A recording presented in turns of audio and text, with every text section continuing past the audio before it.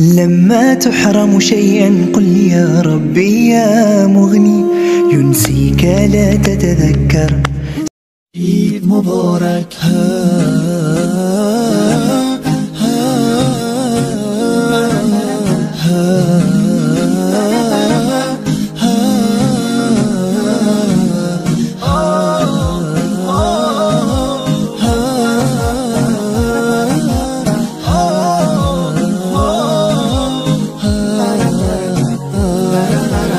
هدیه رب تبارک بر شما، عید فطر آمد مبارک بر شما.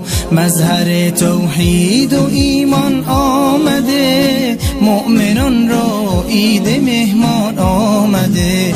یک ندا آید برای مؤمنان، مژده بخشش ز سوی آسمان.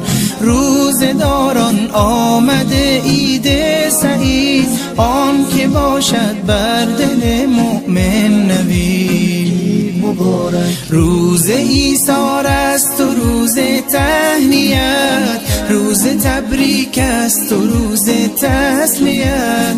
تسلیت بر روز خاران می شود، تهنیت بر روز داران می شود. عید فطر آغاز فصل بندگی است، تا بشه فضل خدا بر زندگی است. ای که هستی طالب احسان رب، باز آ در وادی رضوان رب، باز آ در وادی رضوان رب. عید مبارک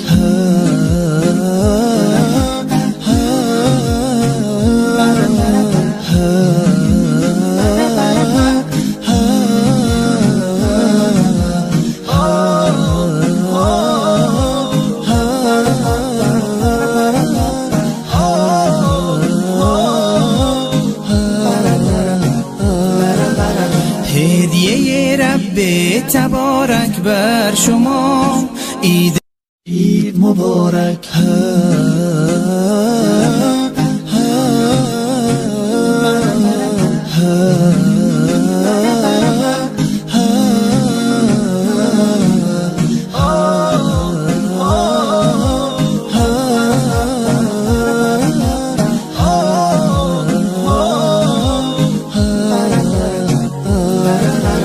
هدیه رب تبارک بر شما، عید فطر آمد مبارک بر شما.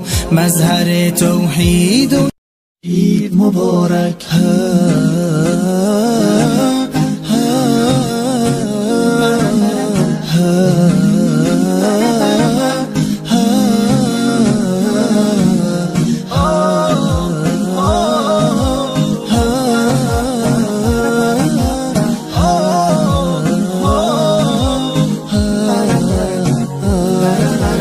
هدیه رب تبارک بر شما، عید فطر آمد مبارک بر شما. مظهر توحید و ایمان آمده، مؤمنان را عید مهمان آمده. یک ندا آید برای مؤمنان، مژده بخشش ز سوی آسمان. روزداران آمده عید سعید، آن که باشد بر دل مؤمن نوید. روز ایثار است و روز تهنیت، روز تبریک است و روز تسلیت.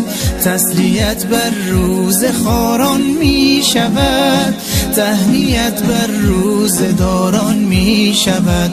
عید فطر آغاز فصل بندگی است، تا بشه فضل خدا بر زندگی است. ای که هستی طالب احسان رب، باز آ در وادی رضوان رب، باز آ در وادی رضوان رب. عید مبارک